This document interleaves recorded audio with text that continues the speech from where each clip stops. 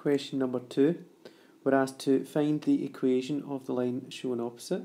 So that's this line here. The good thing is it's written on a grid for us, which means it will make the question slightly easier.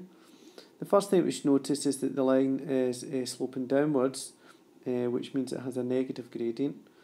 We should also see that it cuts through the y-axis here at the point where we have 10. What we need to be careful with here is that the scale on the x and y-axis is not going up in ones, but in fact it's going up in fives, so 5, 10, 15, 20, and similarly along the y-axis. So the equation of a straight line, we should know, can be written in the form y equals mx plus c, where m is the gradient of the line and c is the y-intercept. So the y-intercept we've already mentioned, it's where it cuts across the y-axis, and we can quite clearly see that that's at 10. So the first thing we can write down is that c is equal to 10. That leaves us with the gradient to work out. So since it's on a grid, it actually makes it quite straightforward. We'll just zoom in slightly.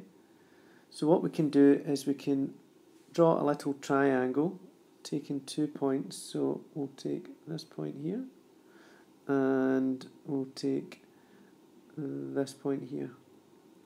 So if we draw out a little right-angled triangle,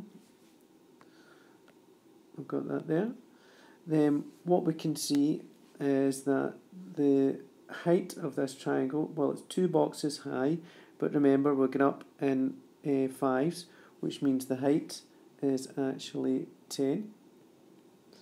And if we look at the horizontal distance, it's 3 boxes across, but since again we're going along in fives, that means that the horizontal distance is 15.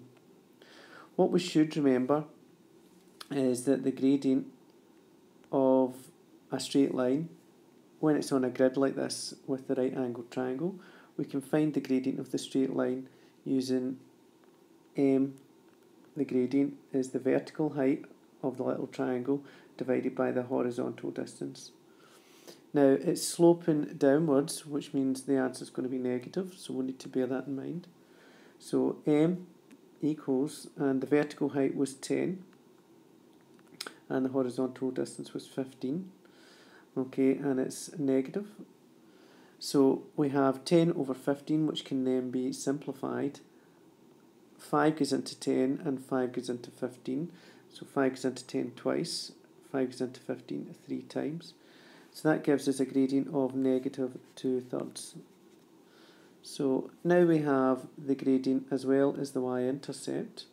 So we now know that m equals negative 2/3. So we'll jot that down here as well.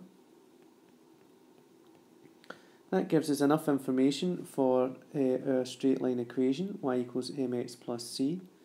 So it's y equals, and m is negative 2/3, so it's negative 2/3 x plus c, which is plus 10. That's the equation of the straight line shown in the diagram, and that's our answer.